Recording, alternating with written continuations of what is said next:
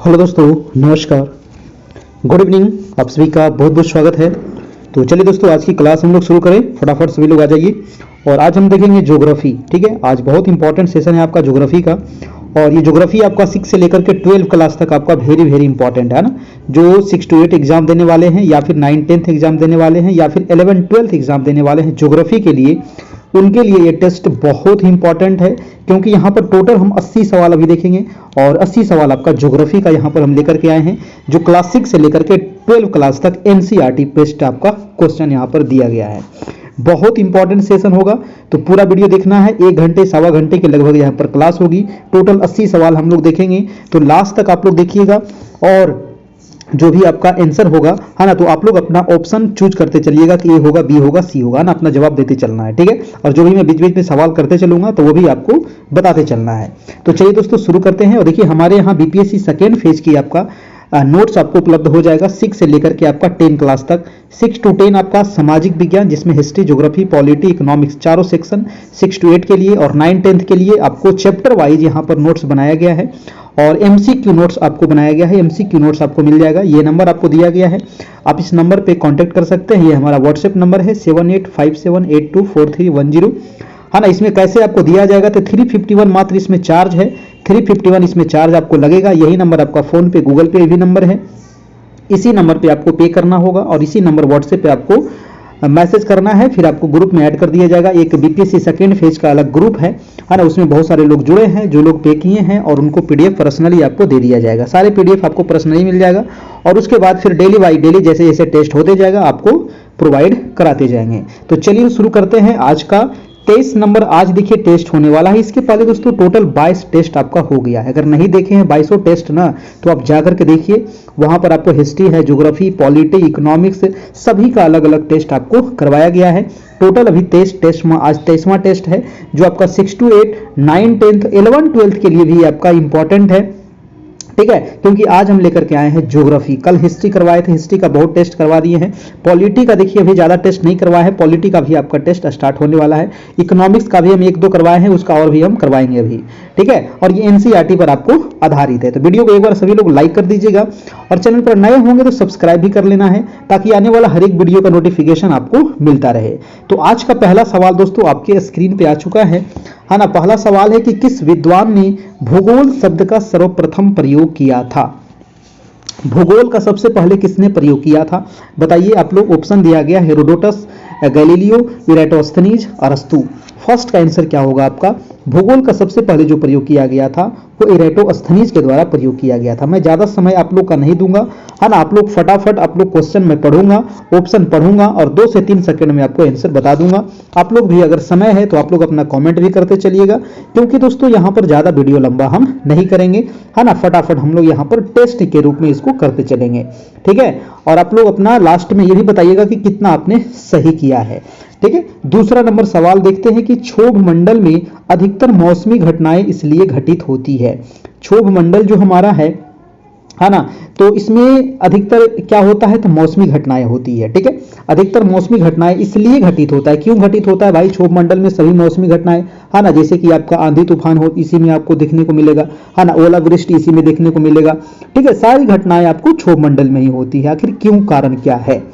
तो ऑप्शन दिया गया है कि क्षोभ मंडल में तापमान सदैव स्थिर रहता है, इसमें विद्युत आवेशित कण होते हैं, यह सूर्य से आने वाली हानिकारक पराबैंगनी किरणों को अवशोषित करता है, या इसमें संपूर्ण वाष्पीकरण और एवं अधिकतर धूल कण होते हैं।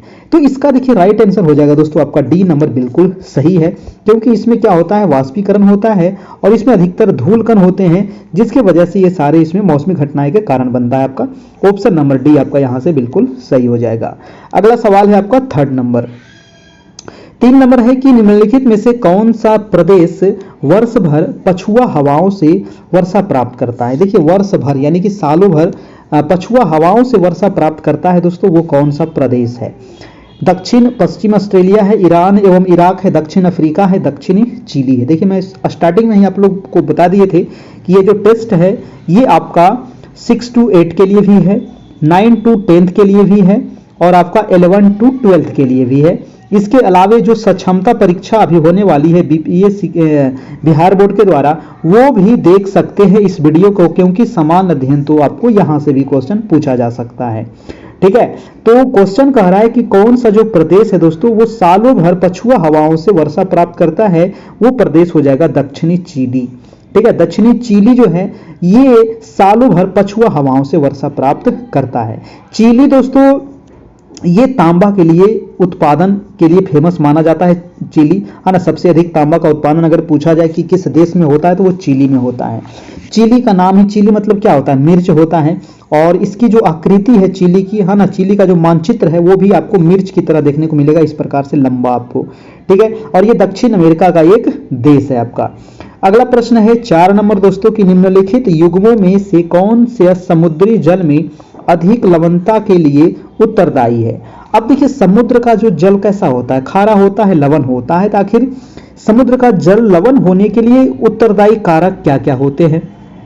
तो उच्च वाष्पीकरण तो होता है, ठीक है, और उच्च तापमान भी है और उच्च वर्षा। देखिए उच्च वर्षा यहाँ पर आ गया तो गलत हो गया, है ना। अगर उच्च वर्षा होगी दोस्तों तो लवणता यहाँ पर ज्यादा नहीं होगा, इसीलिए ये वाला ऑप्शन गलत हो गया। दूसरा ऑप्शन है कि उच्च वाष्पीकरण, ये तो ठीक है।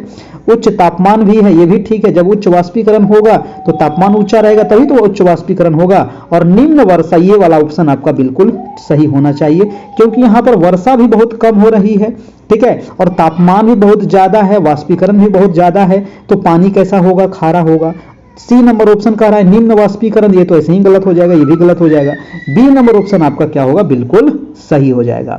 ठीक है, चलिए अगला प्रश्न देखते हैं। फटाफट वीडियो को एक बार लाइक कर दीजिएगा मेरे भाई बहन, है ना, और अपना कमेंट करते चलिएगा। जो भी आपका सवाल होगा तो चैनल को सब्सक्राइब करके आप सवाल पूछिएगा तो आपको मिल जाएगा जवाब, अन्यथा आपको जवाब नहीं मिलेगा।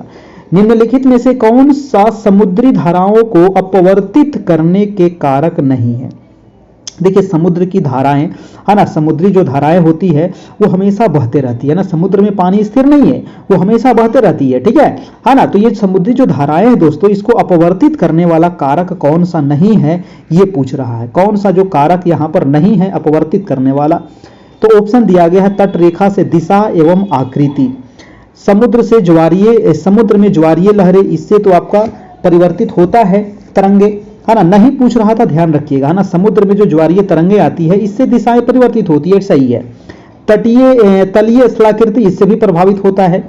अगला है पवनों में मौसमी वितरण, इससे भी प्रभावित होता है। लेकिन ऑप्शन नंबर ए जो दिया गया है तटरेखा की दिशा और आकृति, इससे कोई प्रभाव नहीं पड़ता है, यानी कि समुद्री धाराओं को अपवर्तित करने वाला कारक ये नहीं होगा। ऑप्शन नंबर आपका ए आपका, ठीक है। समुद्री धारा से आपको क्वेश्चन जरूर पूछा जाएगा।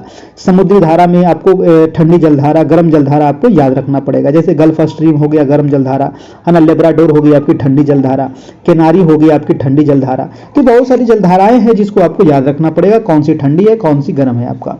अगला प्रश्न है दोस्तों आपका 6 नंबर की भूकंप जन्य महासागरीय तरंगे कहलाती है। देखिए महासागर में जो भूकंप आता है उससे क्या होता है, उससे उसको पी तरंगे कहते हैं, एल तरंगे कहते हैं या एस तरंगे कहते हैं। ये सभी तो धरातल पर जब भूकंप आता है दोस्तों उससे 3 प्रकार की तरंगे निकलती है, पी तरंगे, एस तरंगे, एल तरंगे, है ना। यहाँ पर समुद्र की बात हो रही है, तो समुद्र में अगर भूकंप आता है तो उससे सुनामी आएगा, ठीक है, उससे क्या आएगा, सुनामी आएगा। आंसर हो जाएगा आपका ऑप्शन नंबर डी हो जाएगा, बिल्कुल सही हो जाएगा। अगला प्रश्न है आपका 7 नंबर। 7 नंबर सवाल कह रहा है कि विश्व में सबसे ऊंचे वृक्ष पाए जाते हैं। देखिए सबसे ऊंचे जो वृक्ष पाए जाते हैं वो कहाँ पाए जाते हैं, सबसे ऊंचे वृक्ष कहाँ मिलेंगे। मैंने कई बार आप लोग को थोड़ा सा अगर कॉन्सेप्ट अगर क्लियर होगा तो इस प्रकार के सवाल का जवाब आप बिल्कुल एकदम सही दीजिएगा।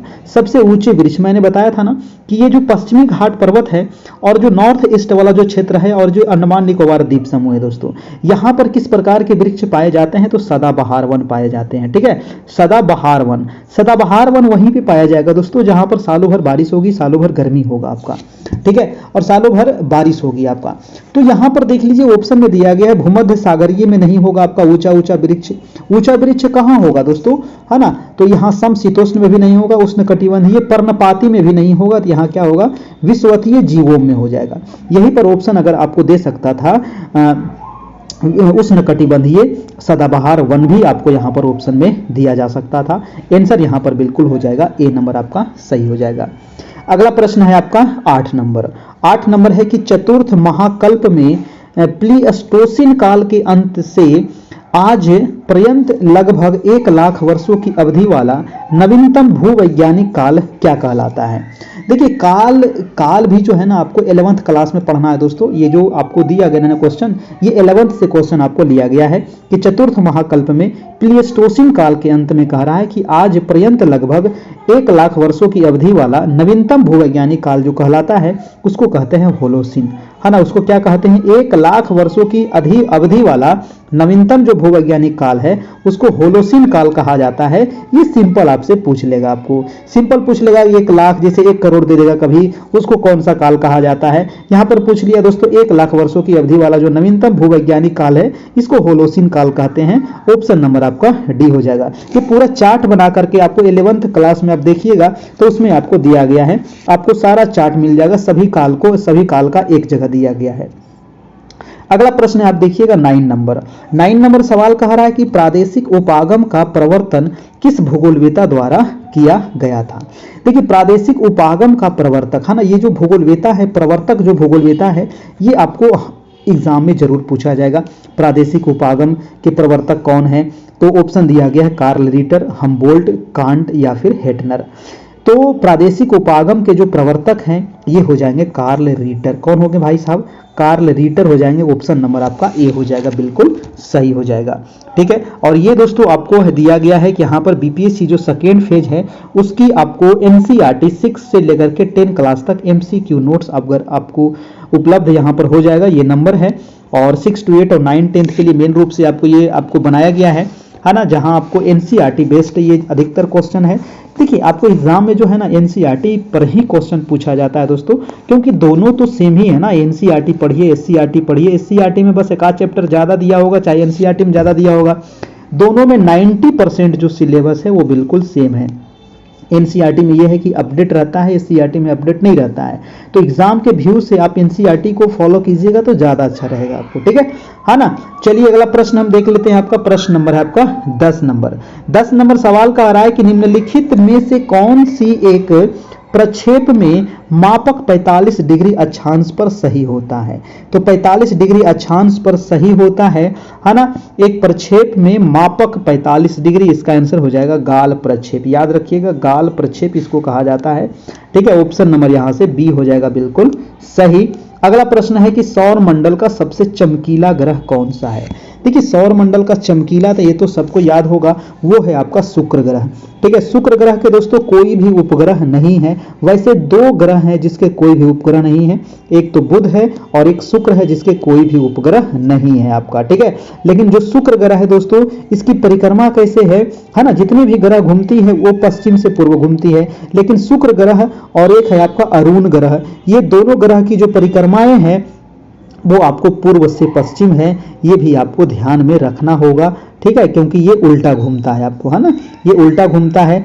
पृथ्वी कैसे चक्कर लगाती है? तो पश्चिम से पूर्व चक्कर लगाती है।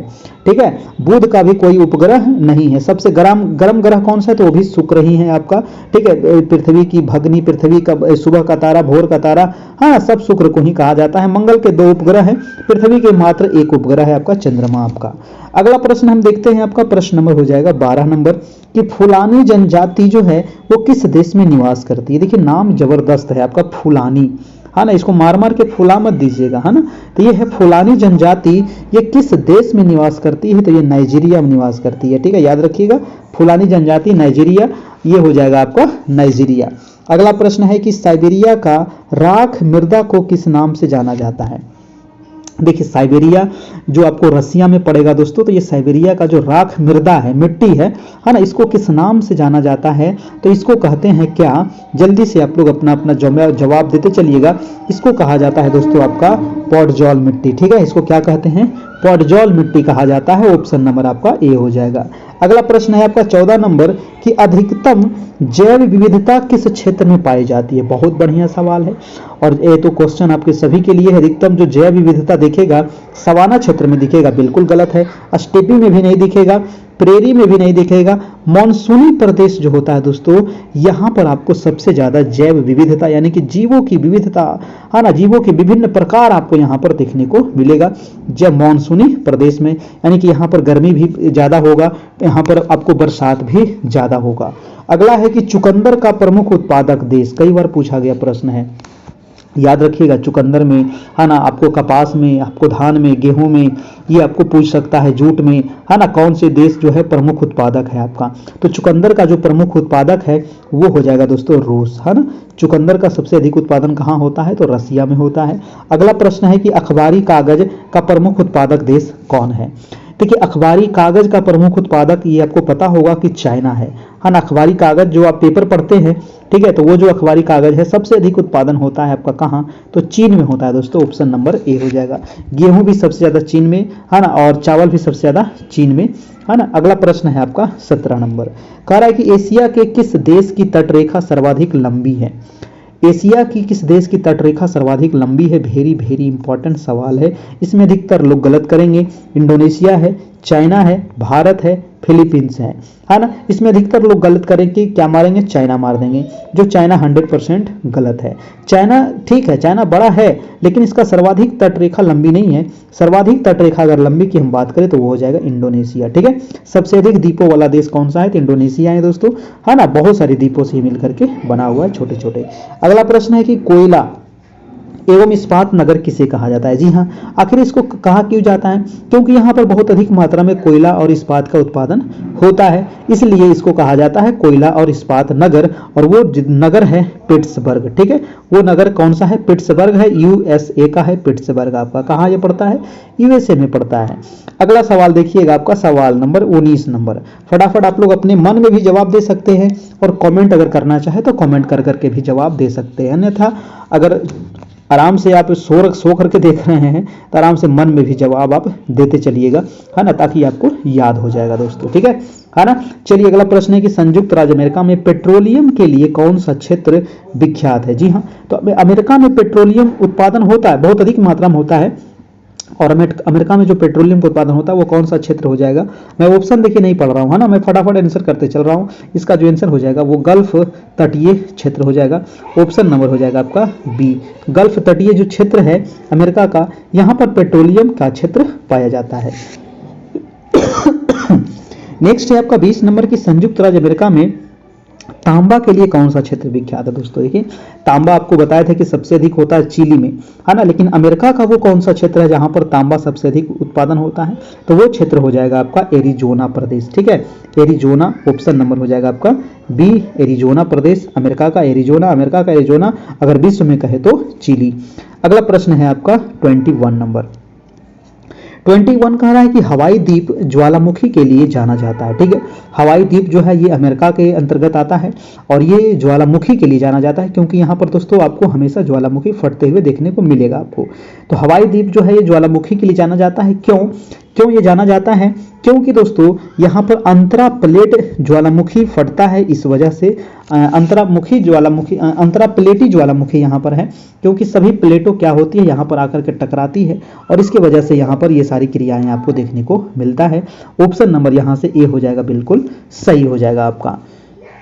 नेक्स्ट प्रश्न है आपका 22 नंबर की, निम्नलिखित में से कौन सा सही सुमेलित नहीं है। अब कौन सा सही सुमेलित नहीं है, चार ऑप्शन है, युवाला कास्ट स्थलाकृति, या ड्रमलिन हिम घर्षित भूदृश्य, या प्राकृतिक तटबंध तटीय भूदृश्य, या ज्यूगेन शुष्क स्थलाकृति। देखिए युवाला जो है दोस्तों, है ना, कौन सा नहीं पूछ रहा था, ध्यान दीजिएगा। युवाला जो है ये कास्ट स्थलाकृति है, ये बिल्कुल आपका सही है। ड्रमलिन जो है, ड्रमलिन कहिए, खम्स कहिए, है ना, यू आकार की घाटी कहिए, ये सभी हिम से बनता है, यानी कि बर्फ से बनता है, ठीक है। तो ये भी आपका बिल्कुल ठीक है। लेकिन ज्यूगेन जो है ये भी बिल्कुल सही है ना, ज्यूगेन कहिए, यारडंग कहिए, इंसेलबर्ग कहिए, है ना, ज्यूगेन है, यारडंग है, इंसेलबर्ग है, ये सारे जो आकृति बनती है वो शुष्क स्थलाकृति है, यानी कि ये देखने को मिलेगा आपको मरुस्थलीय क्षेत्र में। लेकिन जो प्राकृतिक तटबंध है ये तटीय भूदृश्य, ये आपका गलत है। प्राकृतिक तटबंध का निर्माण कहां पर होता है, तो प्राकृतिक जो तटबंध का निर्माण होता है दोस्तों ये नदी के द्वारा होता है। जब नदियां बहती है ना, तो नदियां बहती है तो कभी कभी देखते होंगे ना खुद से प्राकृतिक तटबंध का निर्माण कर देती है। तो प्राकृतिक तटबंध का जो निर्माण होता है ये आपको नदी से होता है, और ये तटीय भूदृश्य की जो बात हो रही है ये समुद्र की बात हो रही है ना। इसीलिए आपका ये वाला ऑप्शन क्या है, गलत है, और सी आपका बिल्कुल सही हो जाएगा। चलिए अगला प्रश्न हम देखते हैं। अगला प्रश्न है आपका 23 नंबर। कह रहा निम्नलिखित में से कौन सा सही सुमेलित है, कौन सा यहाँ पर सही सुमेलित है बताइएगा। पल्सा परिहिमानी, एस्कर बहता हिम, लेपिज बहता हिम, पिंगो हिमानी। देखिए ये भी जो क्वेश्चन दिख रहा है दोस्तों, ये भी आपका पिछले वाले क्वेश्चन से ही रिलेटेड है। यहाँ पर भी स्थलाकृति दिया गया है और एक साइड दिया गया है हिमानी से बहता है, या फिर किससे ये आपका स्थलाकृति बन रहा है। तो कौन सा यहाँ पर सुमेलित है, तो जो पल्सा है ये परिहिमानी से बनता है, और ऑप्शन ए नंबर आपका बिल्कुल सही हो जाएगा आपका। ठीक है, चलिए अगला प्रश्न देख लेते हैं आपका 24 नंबर। 24 सवाल कह रहा है कि निम्नलिखित में से कौन सा सिद्धांत E.M. हूवर के नाम से संबद्ध है। E.M. हूवर, देखिए E.M. हूवर के नाम से जो संबद्ध है वो हो जाएगा औद्योगिक अवस्थिति, है ना। औद्योगिक अवस्थिति हो जाएगा आपका, ऑप्शन नंबर हो जाएगा आपका बी नंबर, औद्योगिक अवस्थिति, है ना। E.M. हूवर के नाम से संबद्ध है। अगला प्रश्न है आपका 25 नंबर। 25 है कि वेबर के वेबर के औद्योगिक अवस्थिति सिद्धांत में एक मौलिक समानता क्या है। वेबर जो महोदय है ना, वेबर जो आपका जो भूगोलवेता है, तो वेबर के औद्योगिक अवस्थिति सिद्धांत में एक मौलिक मान्यता जो है वो है कि परिवहन लागत दूरी एवं भार के अनुपात में बढ़ती है। ठीक है, परिवहन लागत किस में बढ़ती है, तो दूरी और भार के अनुपात में बढ़ती है ना। जब जैसे ही दूरी बढ़ेगा, भार ज्यादा है, तो परिवहन लागत भी वहां पर बढ़ जाएगा आपका। ऑप्शन नंबर ए आपका बिल्कुल सही हो जाएगा। अगला है कि निम्नलिखित में से कौन सा प्राथमिक आर्थिक कार्य नहीं है। देखिए प्राथमिक क्रिया, द्वितीय क्रिया, तृतीय क्रिया, यहां से भी एक सवाल आपको पूछ लेता है आपको बार बार। तो प्राथमिक क्रिया में क्या आता है, प्राथमिक क्रिया में कृषि आता है, खनन आता है, मत्स्य खेत आता है, ये सारे प्राथमिक क्रिया है। खनन मत समझ जाइएगा कि द्वितीय क्रिया है दोस्तों, खनन जो होता है ना ये प्राथमिक क्रिया में आता है। कृषि तो प्राथमिक क्रिया है ही, जो मत्स्य खेत है ना, जो मछली पालन जो होता है ना, कुक्कुट पालन जो होता है, ये आपको प्राथमिक क्रिया में आ जाता है। लेकिन जो विनिर्माण का जो आपका बात है, विनिर्माण आ जाएगा द्वितीय क्रिया में, और यही वाला आपको नहीं पूछ रहा था, तो यही वाला आपका आंसर हो जाएगा सी नंबर। समझ रहे हैं ना। अगला प्रश्न है कि बागानी कृषि मुख्यतः की जाती है। देखिए बागानी कृषि जो मुख्यतः की जाती है ये कहाँ पर की जाती है, ये आपको एरिया बताना है। शुष्क प्रदेश में, या फिर शीतोष्ण प्रदेश में, भूमध्य सागरीय या फिर उष्णकटिबंधीय प्रदेश में। बागानी कृषि की जाती है दोस्तों आपको उष्णकटिबंधीय प्रदेश में। ऑप्शन नंबर हो जाएगा आपका डी नंबर बिल्कुल सही हो जाएगा, उष्णकटिबंधीय प्रदेश। अगला प्रश्न है आपका कि यूनेस्को के जीव मंडल परीक्षण कार्यक्रम के प्रमुख उद्देश्यों में निम्नलिखित में से कौन सा सम्मिलित नहीं है। यूनेस्को के जीव मंडल परीक्षण कार्यक्रम के प्रमुख उद्देश्यों में कौन सा सम्मिलित दोस्तों यहाँ पर नहीं है, वो आपको बताना है। तो यहाँ पर देखिए संरक्षण भूमिका इसमें सम्मिलित है, विकास भूमिका भी इसमें सम्मिलित है, और पुनर्जन्म भूमिका भी इसमें सम्मिलित है, लेकिन वृद्धि धात्री भूमिका इसमें सम्मिलित नहीं है। सी नंबर आपका यहाँ से बिल्कुल सही हो जाएगा। अगला प्रश्न है आपका 29 नंबर। प्रश्न कह रहा है कि एक पारिस्थितिकी तंत्र के संबंध में कौन सा कथन यहाँ पर सही नहीं है दोस्तों, बताइए। पारिस्थितिकी तंत्र के संबंध में कौन सा कथन यहाँ पर सही नहीं है, तो कह रहा है वह एक सुसंरक्षित कार्यात्मक इकाई है, या संपूर्ण जैव मंडल एक पारिस्थितिक तंत्र है, या सी है कि उसका एक स्थानीय घटक है, या डी है वह एक समृद्ध तंत्र है। बताइए इसका आंसर क्या होगा। कौन सा नहीं पूछ रहा था, तो नहीं वाला क्वेश्चन आपको एग्जाम में बार बार पूछ लिया जाता है। एक पारिस्थितिक तंत्र के संबंध में कौन सा सही नहीं है, तो यहाँ पर सही नहीं होगा दोस्तों कि यह एक समृद्ध तंत्र है, ये वाला आपका गलत है। बाकी ये तीनों ऑप्शन आपका बिल्कुल ठीक है। अगला प्रश्न हम चलते हैं, आपका प्रश्न नंबर हो जाएगा 30 नंबर कि जनांकिकीय चक्र में भारत ऐसी स्थिति में है जिसमें, बताइए जनांकिकीय चक्र मतलब कि जो जनसंख्या का जो चक्र है दोस्तों, उसमें भारत मतलब किस स्थिति में हैं आप अभी? तो जन्म दर और मृत्यु दर समान दर से बढ़ रही है, ये गलत बात है। भारत में ऐसा नहीं है, जन्म दर स्थिर है, मृत्यु दर घट रही है, ये भी आपका गलत है ना। कुछ हद तक ये सही है लेकिन ये पूरा सही नहीं है। अगला है कि जन्म दर और मृत्यु दर दोनों घट रही है, ये बिल्कुल ठीक है। जन्म दर भी देखिए अभी वर्तमान में घट गई है, मृत्यु दर तो खैर घट गई की है ना, इतनी सुविधा होने की वजह से, किंतु असमान दर से। तो ये वाला ऑप्शन आपका बिल्कुल सही हो जाएगा, जन्म दर और मृत्यु दर दोनों समान दर से घट रही है, ये गलत है। सी नंबर यहां से ऑप्शन आपका बिल्कुल ठीक हो जाएगा ऑप्शन के अनुसार। अगला है आपका 31, निम्नलिखित में से किस सम्मेलन में एजेंडा 21 प्रस्तुत किया गया था? जी हाँ, ये एजेंडा 21 जो है ना, ये प्रस्तुत किया गया था किस सम्मेलन में दोस्तों? बर्लिन, रियो या वियना या फिर स्टॉकहोम। ये हुआ था आपका दोस्तों रियो सम्मेलन, है ना। रियो सम्मेलन इसी को कहा जाता है पृथ्वी सम्मेलन, ठीक है ना। प्रथम पृथ्वी सम्मेलन भी इसको कहा जाता है और ये हुआ था 1992 में। और ये कहाँ पड़ता है? तो ये ब्राजील के रियो डी जेनेरो में हुआ था दोस्तों, इसलिए इसको रियो सम्मेलन भी कहा जाता है ना। एजेंडा 21 इसमें प्रस्तुत किया गया था। अगला सवाल है आपका 32 नंबर कि तांबा का प्रमुख उत्पादक देश, अभी बताया था ना तांबा, है ना। तो याद होगा आप लोग को तांबा का प्रमुख उत्पादक क्या हो जाएगा? चाइना नहीं है, जर्मनी भी नहीं है, अमेरिका भी नहीं है, तो क्या यहाँ पर दिया गया है? चिली, ठीक है। तो चिली जो है सबसे अधिक तांबा उत्पादन होता है। अगला है कि जर्मनी जो है वो राइन नदी विश्व का सबसे व्यस्तम जल मार्ग है। देखिए जर्मनी का जो राइन नदी है ना, जर्मनी में बहती है राइन नदी दोस्तों। राइन नदी को कहा जाता है कोयला ढोने वाली नदी, है ना। ये भी कई बार पूछा गया है, कोयला ढोने वाली नदी, ठीक है।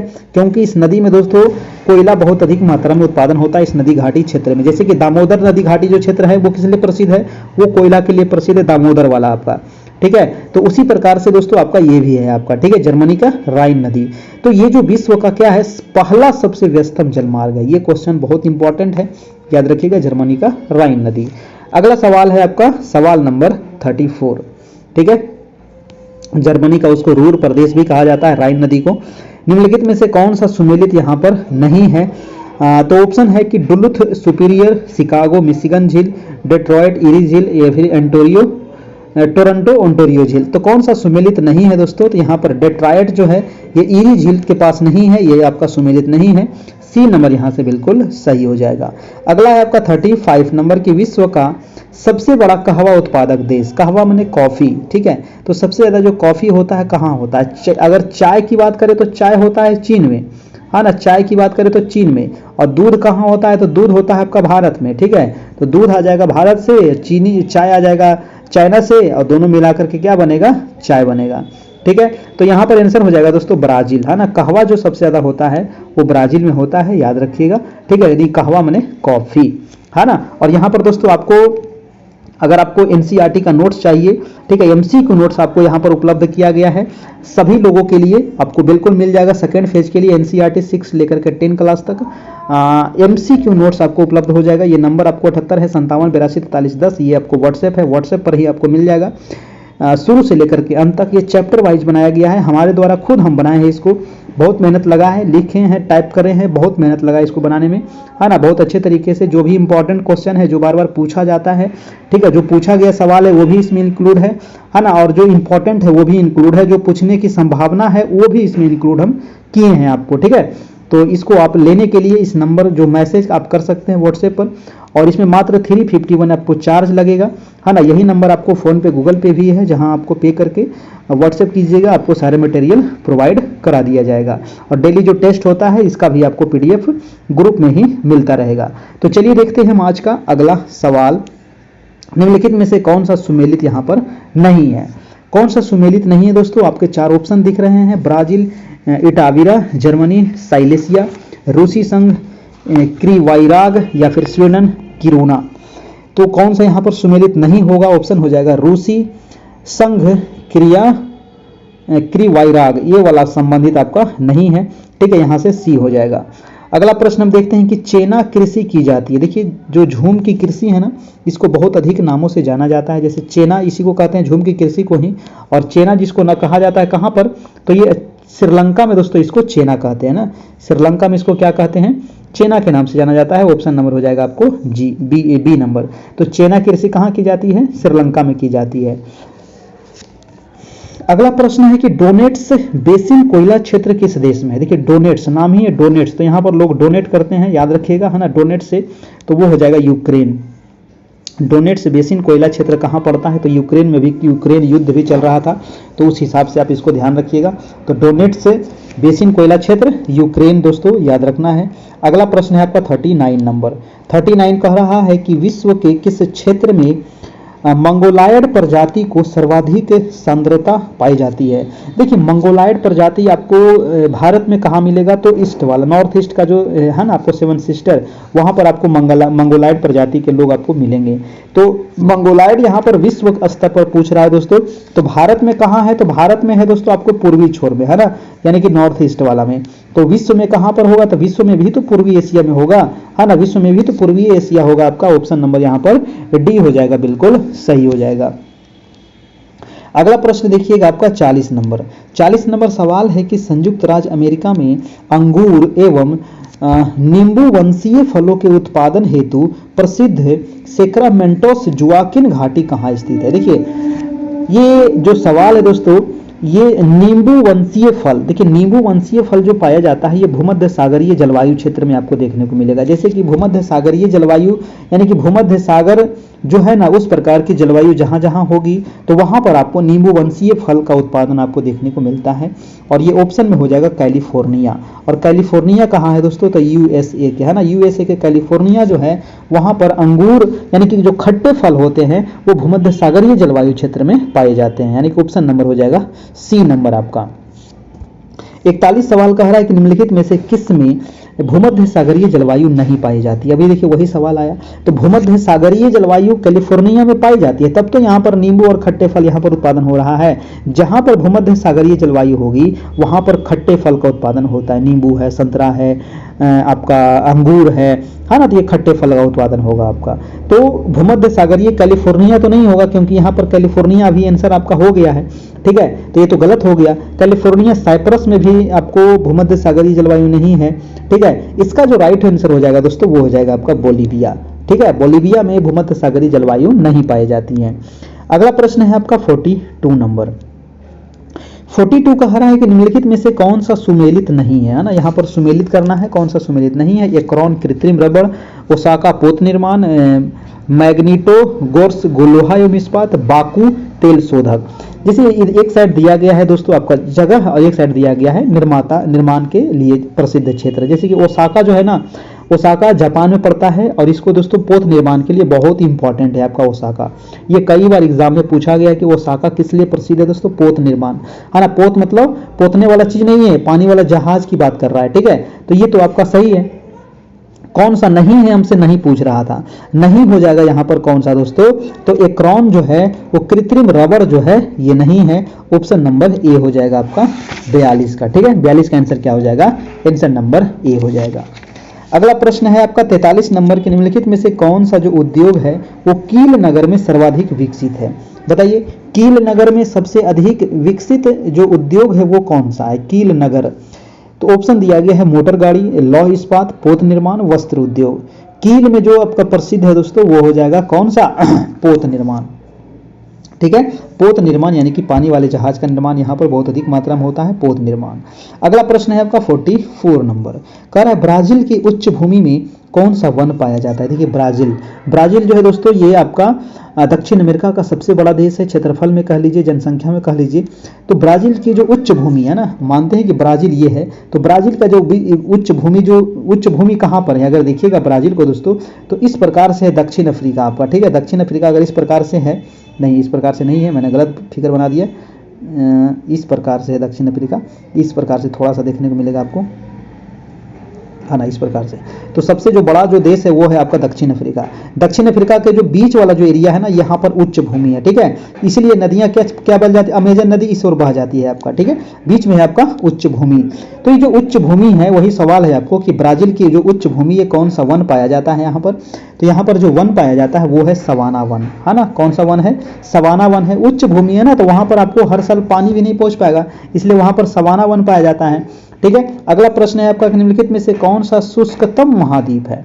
देखिए शुष्कतम महाद्वीप कौन सा है, शुष्कतम मतलब दोस्तों सूखा महाद्वीप है ना, वहां पर पानी की बहुत दिक्कत होती है, वो हो जाएगा दोस्तों महाद्वीप, महादेशों का महादेश जिसको कहा जाता है, महाद्वीपों का महाद्वीप यानी कि ऑस्ट्रेलिया आपको, ठीक है। ऑस्ट्रेलिया जो है क्या है, एक देश भी है और एक महाद्वीप भी है, ठीक है। इसीलिए आंसर हो जाएगा आपका आंसर नंबर ए, और ये सबसे शुष्कतम महाद्वीप है ना। ये भी क्वेश्चन आपको पूछा गया सवाल है। अगला प्रश्न हम देखते हैं आपका 46 नंबर।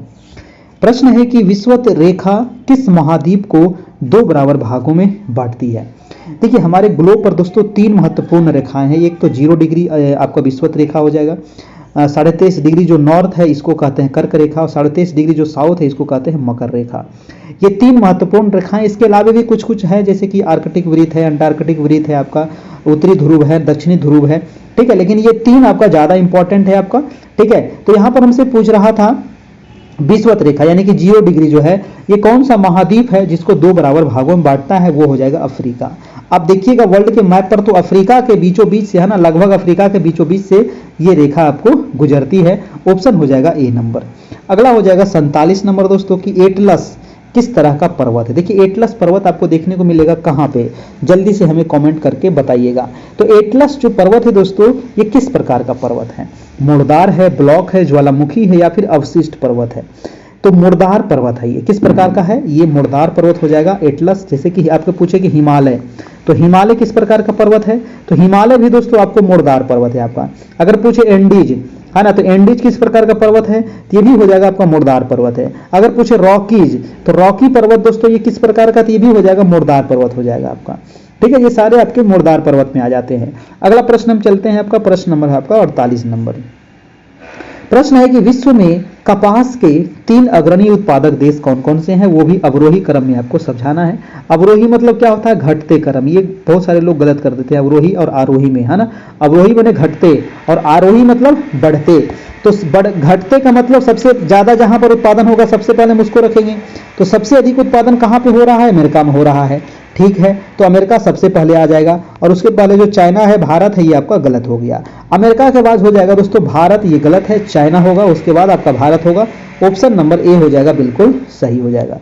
अमेरिका के बाद सबसे ज्यादा अमेरिका में होता है कपास, उसके बाद चाइना में होता है, उसके बाद भारत में होता है, ठीक है। चलिए अगला प्रश्न देखते हैं। अगला प्रश्न है आपका 49 नंबर।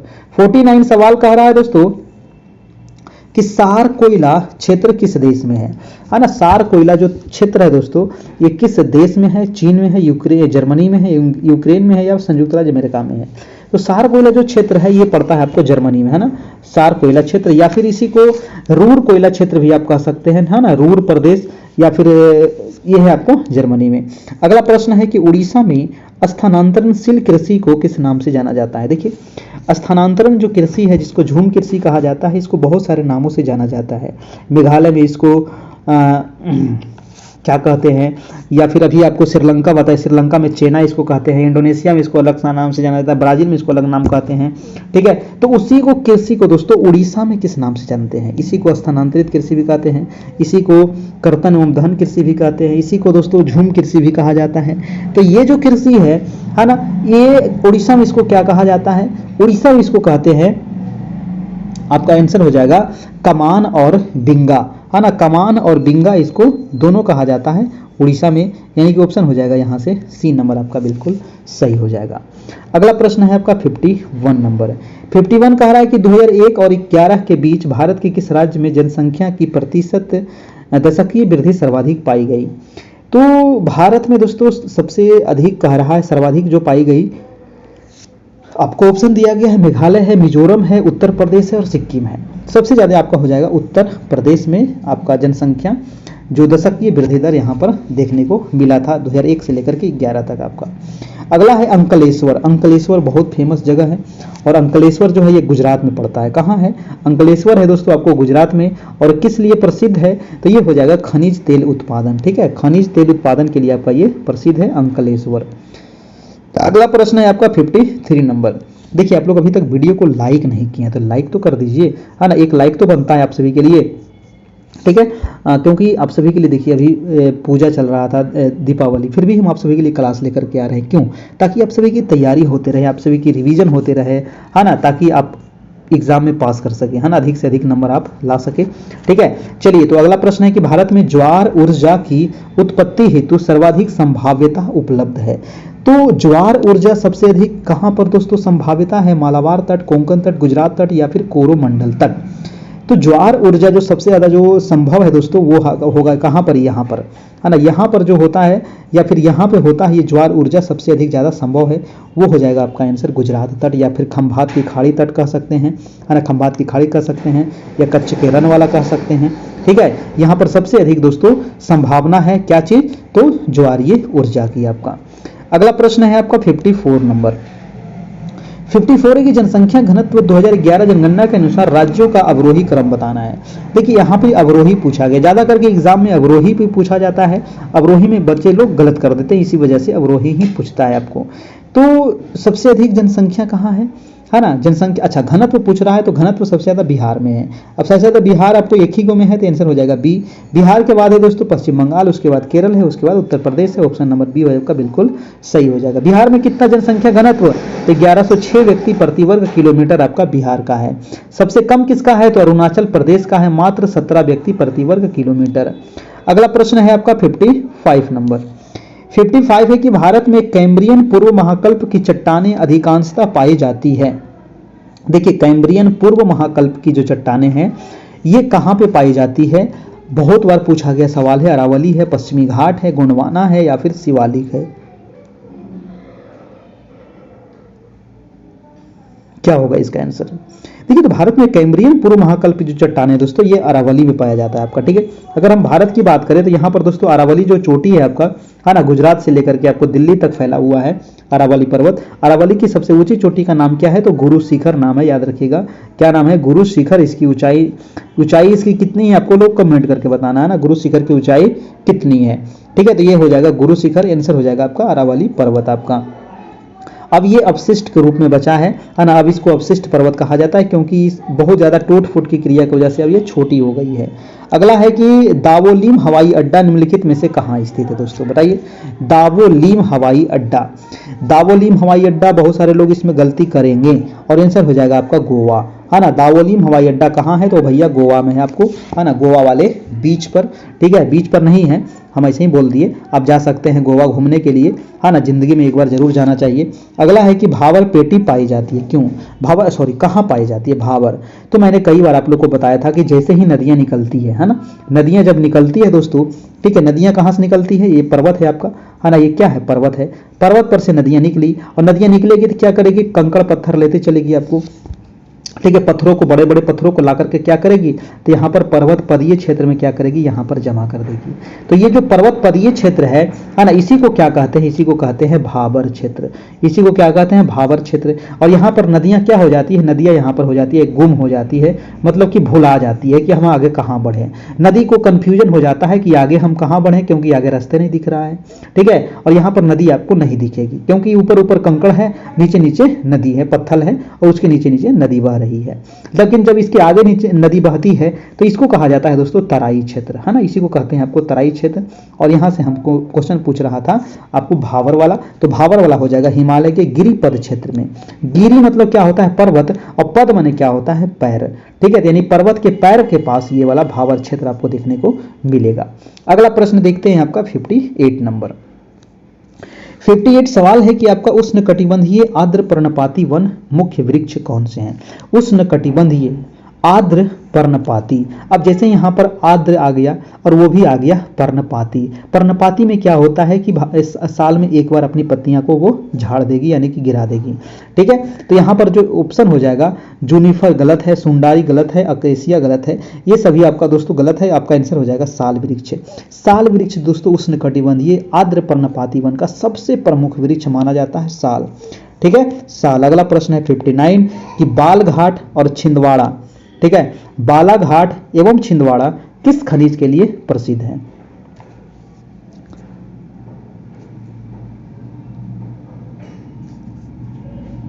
बालाघाट और छिंदवाड़ा जो है दोस्तों ये किस लिए प्रसिद्ध है आपको ये बताना है।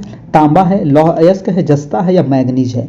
तो ये आपको कहाँ मिलेगा? ये मिलेगा आपको एमपी में, और ये हो जाएगा मैग्नीज के लिए प्रसिद्ध है। आपका ऑप्शन नंबर आपका डी हो जाएगा, बिल्कुल सही हो जाएगा।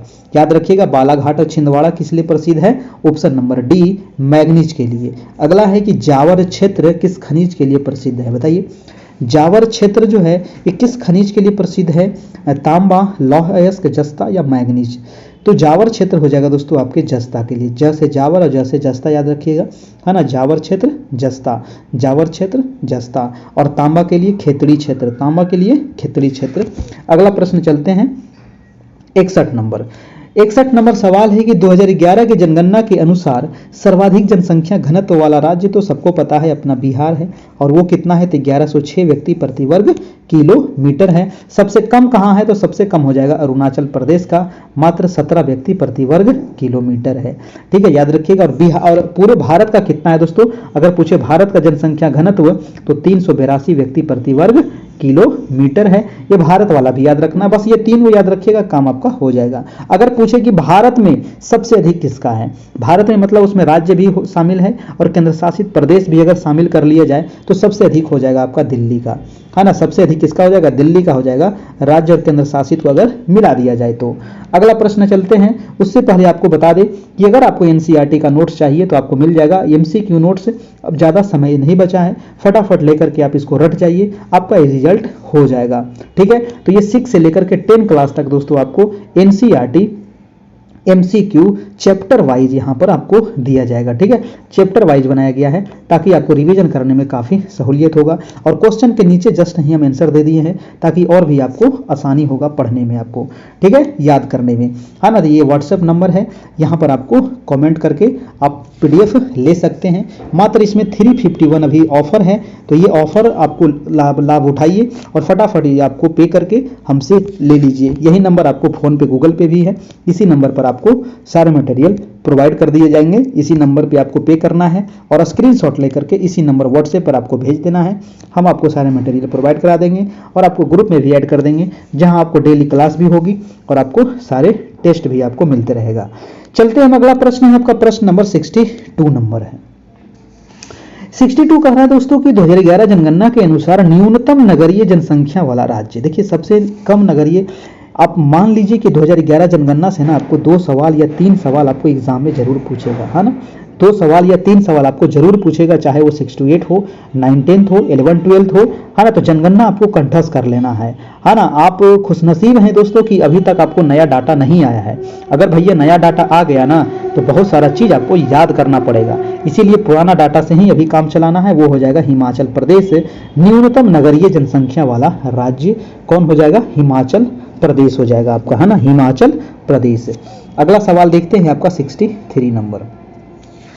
63 है कि अंडमान द्वीपों की आदिवासी जनसंख्या निम्नलिखित में से किस प्रजाति वर्ग से संबंधित है। देखिए अंडमान निकोबार द्वीप समूह कहाँ है दोस्तों, तो ये है आपका अंडमान निकोबार द्वीप समूह, और ये है आपको बंगाल की खाड़ी, है ना। बंगाल की खाड़ी में ही आपको देखने मिलेगा अंडमान निकोबार द्वीप समूह। ऊपर है अंडमान और नीचे है निकोबार। ये दोनों को अलग कौन करता है, तो 10 डिग्री चैनल, है ना। ये दोनों को अलग कौन करता है, 10 डिग्री चैनल।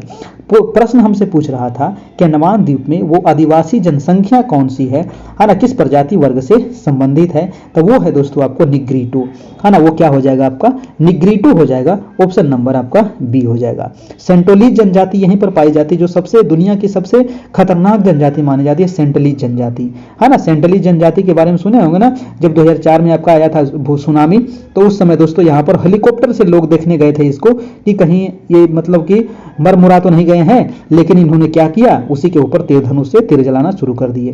ठीक है, तो ये सेंटलीज जो जनजाति है ये सबसे खतरनाक है। वो आपको कहाँ मिलेगा, तो अंडमान निकोबार में ही आपको देखने को मिलेगा। और भी वहां पर सोमपेन है, सेंटलीज है, और भी बहुत सारे जनजाति है। अगला प्रश्न है आपका 64 नंबर। 64 निम्नलिखित युग्मों में से कौन सा सुमेलित नहीं है। कौन सा सुमेलित युग्म नहीं है दोस्तों, जैसे कि वन्य जीव सुरक्षा अधिनियम 1972 में बना था, ये बिल्कुल आपका सही है। गंगा कार्य योजना जो बना था वो आपका 1981 में बना था, ये भी आपका सही है। पर्यावरण सुरक्षा अधिनियम 1996 में बना था, ये भी आपका सही है। लेकिन जल परिरक्षण अधिनियम 1977 ये आपका गलत है। ठीक है, ऑप्शन नंबर आपका बी हो जाएगा, बिल्कुल सही हो जाएगा आपका। ठीक है ना, क्योंकि नहीं पूछ रहा था, ध्यान दीजिएगा। अगला प्रश्न है कि राष्ट्रीय राजमार्ग क्रमांक 5 यानी कि NH5 है ना, राष्ट्रीय राजमार्ग मतलब नेशनल हाईवे नंबर 5 जो है ये किसको किसको जोड़ता है ना, नेशनल हाईवे जो 5 है दोस्तों ये किसको जोड़ता है बताइएगा। मैं थोड़ा सा पानी पी लेता हूं, तब तक आप लोग इसका कमेंट करें।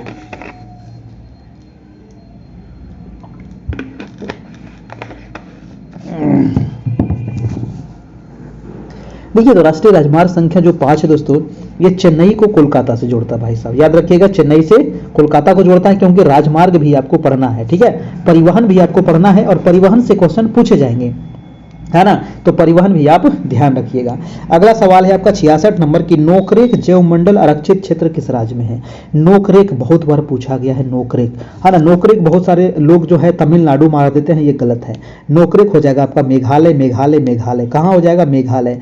मेघालय में दोस्तों एक चीज बहुत प्रसिद्ध है, क्या, गारो खासी जयंतियां, है ना, गारो खासी जयंतियां जो है ये 3 पर्वत भी हैं, है ना, गारो, खासी और जयंतिया। मान लेते ये गारो है, ये खासी है, ये जयंतिया है, ये गारो है, ये खासी है, ये जयंतिया है ना, ये 3 पर्वत भी हैं, वहां जनजाति भी गारो, खासी, जयंतिया नाम से हैं और 3 पर्वत भी है। यही तीनों जो पर्वत है दोस्तों इसी से दक्षिण पश्चिम जो मानसून जाती है ना और इसी से पर्वत से टकराती है ना, और इसी वजह कारण है कि यहाँ पर जो बारिश है बहुत ज्यादा होती है ना। मासिन राम में, मेघालय के मासिन राम में दुनिया का सबसे ज्यादा बारिश होता है ना। इसके ऊपर क्या है, इसके ऊपर फिर हिमालय पर्वत है, तो यहाँ से मानसून ऊपर नहीं जा पाता है। ठीक है, फिर यहाँ से दोस्तों मानसून किधर घूम जाता है, आपको पश्चिम दिशा में घूम जाती है ना, वेस्ट बंगाल, बिहार होते हुए आपको यूपी होते हुए दिल्ली पहुंच जाती है आपका। ठीक है, तो ये आप यहां से ध्यान रखिएगा, इसका आंसर क्या हो जाएगा आपका, मेघालय।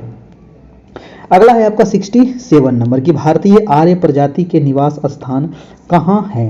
देखिए, भारतीय आर्य प्रजाति के जो निवास हैं ये आपको पंजाब में भी देखने को मिलेगा, राजस्थान में भी देखने को मिलेगा, उत्तर प्रदेश में भी देखने को मिलेगा, है ना, यानी कि आंसर हो जाएगा आपका ऑप्शन नंबर डी, यानी कि ये वाला जो इलाका है ना, ये वाला इलाका, इसी इलाका में दोस्तों आपको आर्य प्रजाति आपको देखने को मिलेगा, है ना। इसमें पाकिस्तान वाला भी क्षेत्र आ जाता है ना, तो यहाँ पर आंसर क्या हो जाएगा, उपयुक्त सभी हो जाएगा। अगला प्रश्न है 68 नंबर के, निम्नलिखित में से कौन सा जुलाई अगस्त महीने में साधारणतः शुष्क रहता है।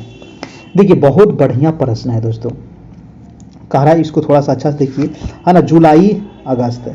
देखिए जुलाई है और अगस्त महीना में क्या कह रहा है, शुष्क रहता है। शुष्क मतलब सूखा रहता है। जुलाई अगस्त का महीना जो होता है वो कौन सा महीना होता है, वर्षा ऋतु, है ना, होती है ना वर्षा, है ना, जबरदस्त वर्षा दोस्तों। जून में ही वर्षा शुरू हो जाती है, लेकिन जुलाई आते आते पूरे भारत में लगभग 15 जुलाई तक आपको पूरे भारत में वर्षा फैल जाती है। लेकिन कह रहा है कि वो जो क्षेत्र कौन सा है जो शुष्क रहता है यानी कि सूखा रहता है, तो भैया वो हो जाएगा ये वाला तट, यानी कि जो तमिलनाडु का जो तट है ना, इसको क्या कहते हैं, इसको कहते हैं कोरोमंडल तट। तमिलनाडु के तट को क्या कहते हैं, कोरोमंडल तट कहते हैं, याद रखिएगा। ये पूर्वी तट है, पश्चिमी नहीं।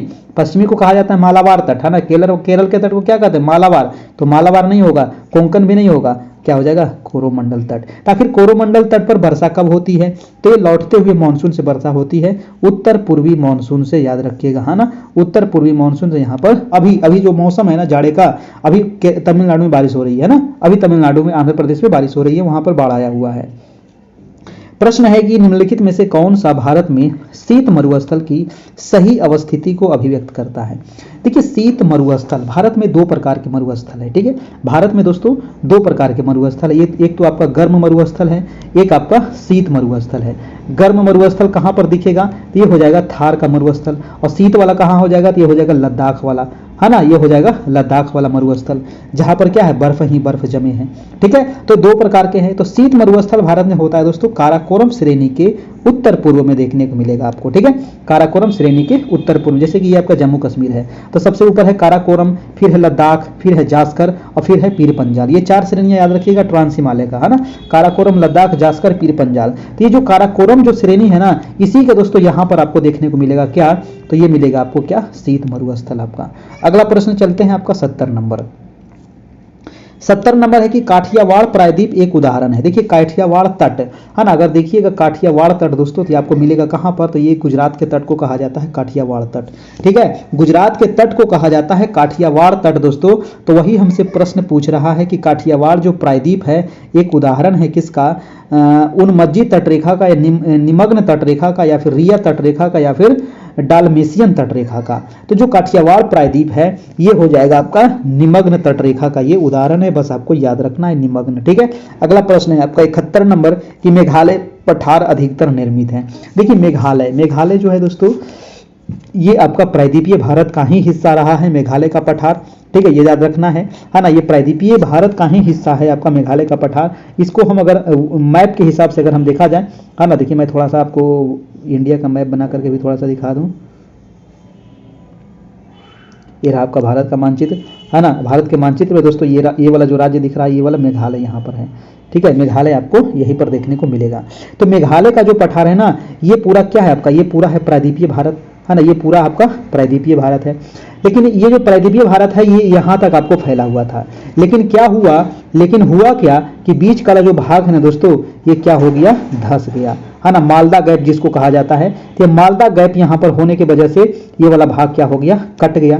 ठीक है, ये मेघालय पठार उधर चला गया और ये प्रायद्वीपीय पठार इधर रह गया आपका। तो ये प्रायद्वीपीय भाग ही, प्रायद्वीपीय पठार का ही मेघालय का जो पठार है उसी का भाग था। हमसे प्रश्न पूछ रहा है कि जो मेघालय पठार है ये अधिकतर निर्मित है, वो किससे निर्मित है, क्रेटेशियस लावा से, गोंडवाना शैल से, धारवाड़ियन क्वार्टजाइट से या तृतीय अवसादी शैलों से।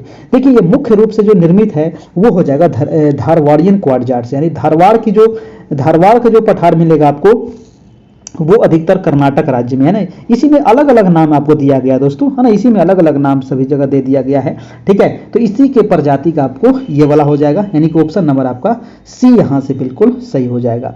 ठीक है, ऑप्शन नंबर सी हो जाएगा। अगला प्रश्न देखिएगा आपको 72 नंबर प्रश्न है कि प्रायद्वीपीय भारत की निम्नलिखित किन नदियों का उद्गम क्षेत्र अमरकंटक है। देखिए अमरकंटक से 3 नदियां निकलती है भाई है ना, अमरकंटक से कौन कौन नदी निकलती है ये पूछ रहा है आपसे। अमरकंटक है कहाँ, तो अमरकंटक पड़ता है, देखिए यहाँ पर है अमरकंटक है ना, अमरकंटक से एक नदी आपको चल गई नॉर्थ, एक नदी आ गई इधर, एक नदी चल गई इधर। ठीक है, अब बताइए अमरकंटक से कौन कौन नदी निकलेगी। ठीक है, तो नर्मदा तो निकलती हैं, कृष्णा नहीं निकलती है, कृष्णा वाला काट दीजिए आप, और यहाँ पर चंबल उंबल भी आप काट दीजिए, ऑप्शन नंबर आपका सी हो जाएगा। सोन नदी, नर्मदा नदी और महानदी। ठीक है, ये तीनों नदियाँ कहाँ से निकलती हैं, तो अमरकंटक पठार से। याद रखना है अमरकंटक पठार कहाँ है, तो मध्य प्रदेश में है आपका। अगला प्रश्न देखते हैं दोस्तों, अगला प्रश्न है आपका 73 नंबर।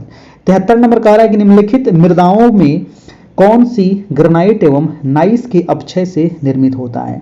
तो ग्रेनाइट और नाइस के अपक्षय से निर्मित जो आपका मिट्टी होता है, मृदा होता है, वो कौन सी मृदा होती है दोस्तों, उसको कहते हैं लाल मृदा है ना। उसको कौन सी मृदा कहते हैं, उसको कहते हैं भाई साहब लाल मिट्टी उसको कहा जाता है। तो लाल मिट्टी का निर्माण कैसे हो रहा है, ग्रेनाइट और नाइस के अपक्षय से। अपक्षय मतलब क्या होता है, जमाव है ना, अपक्षय मतलब जमाव से आपका। ठीक है, चलिए, और आपको यहाँ पर देखिए आपको एनसीईआरटी बीपीएससी ट्री 2 वाला दोस्तों आपको 6 to 10 तक आपको एमसीक्यू नोट्स मिल जाएगा।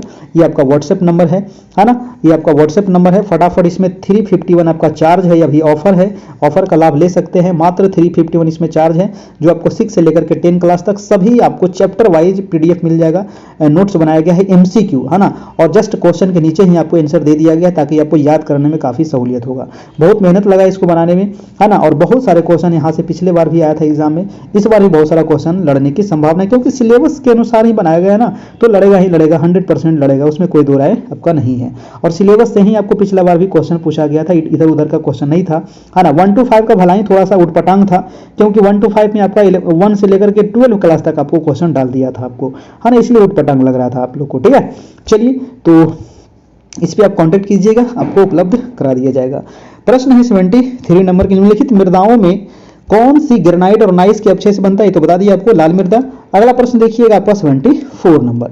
74 कह रहा है दोस्तों कि पश्चिमी घाट में किस प्रकार की वनस्पति पाई जाती है। देखिए पश्चिमी घाट कौन सा है, तो ये रहा दोस्तों आपका पश्चिमी घाट पर्वत है ना, ये है आपका पूर्वी घाट पर्वत। तो पश्चिमी घाट और ये पूर्वी घाट, बताइए तो पश्चिमी घाट हमसे पूछ रहा है वहां पर कौन सी वनस्पति पाई जाएगी।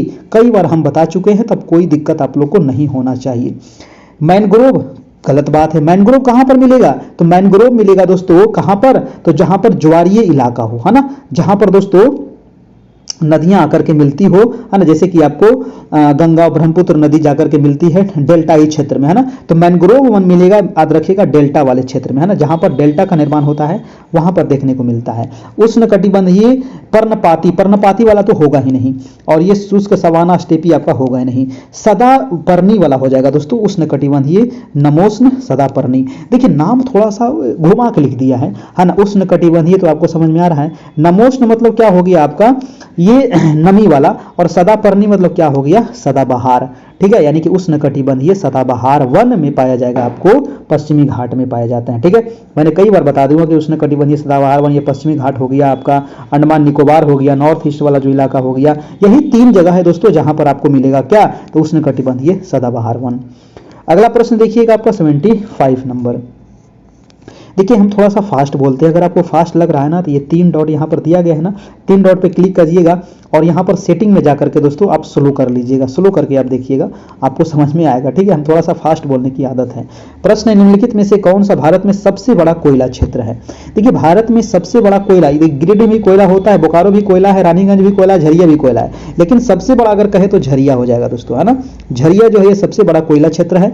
ऑप्शन नंबर हो जाएगा आपका option number A, Dhanbad, Jharia Dhanbad आपका। ठीक है, अगला प्रश्न है 76 नंबर।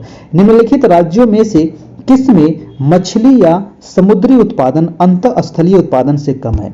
देखिए ये क्वेश्चन देखिए बहुत सारे लोग समझ नहीं पाएंगे, क्वेश्चन कह क्या रहा है, क्वेश्चन क्या कह रहा है कि वो कौन सा राज्य है जहां पर मछली का जो उत्पादन हो रहा है वो समुद्र के उत्पादन से, है ना, जैसे समुद्र में जो मछली उत्पादन होता है उससे ज्यादा उत्पादन हो रहा है दोस्तों अंतःस्थलीय उत्पादन। ठीक है, यानी कि राज्य से ज्यादा उत्पादन हो रहा है, समुद्र से कम उत्पादन हो रहा है, वो राज्य हो जाएगा आपका पश्चिम बंगाल। पश्चिम बंगाल में दोस्तों आप देखिएगा ना, पश्चिम बंगाल अगर आप जाइएगा तो पश्चिम बंगाल में दोस्तों हर एक शहर में दोस्तों सैकड़ों तालाब आपको देखने को मिलेगा। ठीक है, सैकड़ों तालाब देखने को मिलेगा आपको, हर गली मोहल्ला में आपको तालाब देखने को मिल जाएगा पश्चिम बंगाल में। इसीलिए पश्चिम बंगाल में जो मछली का उत्पादन होता है वो अंतःस्थलीय उत्पादन ज्यादा है, जबकि समुद्री उत्पादन कम है ना। तो ये क्वेश्चन कई बार पूछा गया है। ठीक है, कि ये भी क्वेश्चन पूछ सकता है कि सबसे अधिक अंतःस्थलीय मत्स्य उत्पादन सबसे अधिक कहाँ होता है? तो पश्चिम बंगाल में होता है ना। और सबसे अधिक समुद्री उत्पादन भारत में मछली कहाँ होता है? तो वो हो जाएगा आंध्र प्रदेश। ठीक है, ये भी आप याद रखना है। अगला प्रश्न देखते हैं आपका 77 नंबर। प्रश्न है कि रबर के लिए कौन सा स्थान प्रसिद्ध है? देखिए रबर का उत्पादन के लिए दोस्तों प्रसिद्ध जो है वो नरोरा है, टोंक है, कोझिकोड है, ककरोली है। अगर हम बात करें, अगर ये जगह नहीं दिया जाए, अगर पूछ लिया जाए राज्य, तो रबर कहाँ होता है? केरल में होता है ना। रबर का उत्पादन कहाँ होता है? केरल राज्य में होता है। केरल कहाँ है? कोझिकोड, है ना। कोझिकोड कहाँ है? केरल में पड़ता है आपका, है ना। कोझिकोड कहाँ है? केरल में पड़ता है। तब मार दीजिए ऑप्शन नंबर बी। ठीक है, अगला प्रश्न देखिएगा, प्रश्न नंबर है आपका 78 नंबर। सवाल कर रहा है कि भारत में निम्नलिखित फसलों में से कौन सी सिंचाई जल का सबसे बड़ा उपभोक्ता है? देखिए सिंचाई जल का सबसे बड़ा उपभोक्ता कौन सा है ना। सबसे ज्यादा सिंचाई जल प्रयोग किसमें होता है भाई? है ना, गन्ना में तो सिंचाई होता है लेकिन सबसे ज्यादा नहीं होता है। दाल में भी सिंचाई चाहिए लेकिन सबसे ज्यादा नहीं चाहिए। गेहूं में भी चाहिए लेकिन सबसे ज्यादा नहीं चाहिए। लेकिन जो चावल का उत्पादन है ना, इसमें हमेशा पानी ही पानी चाहिए इसको, तभी ये उत्पादन हो सकता है, अन्यथा ये नहीं होगा। ठीक है, यानी कि ऑप्शन नंबर ए आपका बिल्कुल सही हो जाएगा। अगला है आपका 79 नंबर कि पाल घाट दर्रा आंतरिक सूचना संग्रहण प्रदान करता है। बहुत अच्छा सवाल है दोस्तों। पाल घाट, थाल घाट, भोर घाट और पाल घाट, ये 3 जो दर्रा है ना, याद रखिएगा, ये थाल घाट है, ये भोर घाट है और ये आपका पाल घाट है ना। तो थाल घाट और भोर घाट ये दोनों महाराष्ट्र में है। ठीक है, दोनों कहाँ है? ये दोनों हो जाएगा महाराष्ट्र में, लेकिन जो पाल घाट हो जाएगा ये हो जाएगा केरल, है ना, ये हो जाएगा केरल में आपका। ठीक है, पाल घाट दर्रा, यही हमसे पूछ रहा था, पाल घाट दर्रा। पाल घाट दर्रा दोस्तों ये जो जोड़ा जाता है ये कोच्चि को चेन्नई से जोड़ता है। कोच्चि कहाँ है? केरल में, और चेन्नई कहाँ है? तमिलनाडु में। ये दोनों को आपका जोड़ता है। कभी कभी दे देगा आपको केरल और तमिलनाडु, कभी कभी देखिए थोड़ा सा डीप में जाकर के दे दिया, कोच्चि दे दिया और चेन्नई दे दिया आपको, तो इससे घबराना नहीं है ना। आपको याद रखना है कोच्चि से चेन्नई को ये जोड़ता है दर्रा। दर्रा मतलब क्या होता है दोस्तों? रास्ता, है ना। दर्रा मतलब क्या होता है?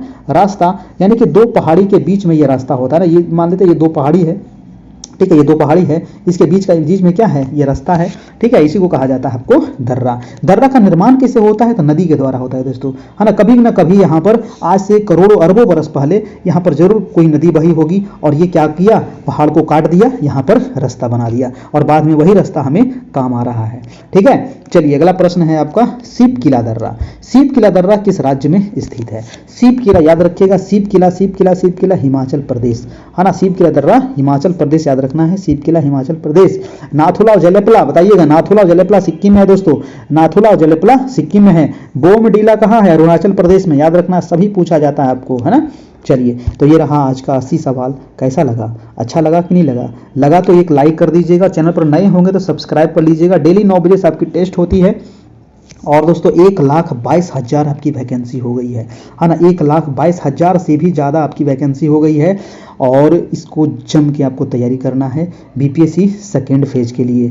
थोड़ा सा आप चूक जाइएगा ना तो गड़बड़ हो जाएगा, इसीलिए एकदम जी जान लगा देना है। और यहाँ पर आपको हमारे यहाँ तो सभी सब्जेक्ट का तैयारी तो नहीं हो रहा है, लेकिन सामाजिक विज्ञान का मैं आपको यहाँ ले सकता हूँ कि हाँ 100% आपका रिजल्ट हो सकता है। जितना मैं आपको मटेरियल दूंगा, जितना मैं करवा रहा हूँ, एनसीईआरटी बुक आप पढ़ते रहिए, आपका काम हो जाएगा। मात्र यहाँ पर 351 इसका फ़ी है 6 to 8 और 9-10 के लिए, सामाजिक विज्ञान के लिए, जहाँ हिस्ट्री, ज्योग्राफी, पॉलिटी, इकोनॉमिक्स सभी सब्जेक्ट से आपको दोस्तों मटेरियल प्रोवाइड हो जाएगा। ठीक है, तो ये रहा आपका नंबर 78 57 82 43 10, जो फ़ोन पे, गूगल पे, पेटीएम सभी यही नंबर है। आपको क्या करना है, 351 इसमें पे करना है। आपको क्या क्या मिलेगा इसमें, तो यहाँ पर दोस्तों आपको मिल जाएगा एनसीईआरटी 6 से लेकर के 10 क्लास तक। सामाजिक विज्ञान में 4 सब्जेक्ट आता है, हिस्ट्री, ज्योग्राफी, पॉलिटी, इकोनॉमिक्स। चारों सब्जेक्ट का आपको 6 से 10 तक एमसीक्यू मिल जाएगा, नोट्स वो भी चैप्टर वाइज मिलेगा, है ना। Chapter wise, subject wise, class wise अलग अलग बनाया गया है ताकि आपको रिवीजन करने में बहुत सहूलियत होगा। ठीक है, तो जो भी इस नंबर पर पेमेंट करेंगे ना, तो स्क्रीनशॉट जरूर हमको व्हाट्सएप पर कर दीजिएगा। व्हाट्सएप भी आपका यही नंबर है, फ़ोन पे, गूगल पे, पेटीएम भी यही नंबर है। और 9 बजे से डेली क्लास होता है, उसके लिए आपको कुछ करना नहीं है, बस चैनल को सब्सक्राइब कर लेना है। आपके मोबाइल पर जैसे ही लाइव आएंगे, आपके मोबाइल पर मैसेज चला जाएगा टिक से, आप उस पर क्लिक करिएगा, हमारे क्लास में ज्वाइन हो जाइएगा। और उससे भी ज़्यादा क्या होता है, तो हम आपको ग्रुप में भी लिंक दे देते हैं, है ना। कभी कभी क्या होता है ना कि यूट्यूब मतलब कि नहीं भेजता है, तो इसीलिए हम ग्रुप में भी भेज देते हैं ताकि वहाँ से भी कुछ लोग जुड़ जाते हैं आपका। ठीक है, तो ये आप कीजिएगा, इतना काम आपकी तैयारी हो जाएगी, कोई दिक्कत होने वाला नहीं है। तो आज इतना ही रहने देते हैं और फिर मिलते हैं हम कल इसी समय इसी चैनल पर। तब तक के लिए खुश रहिए, मस्त रहिए, एकदम जम के तैयारी करते रहिए और आनंद लेते रहिए। धन्यवाद, गुड नाइट।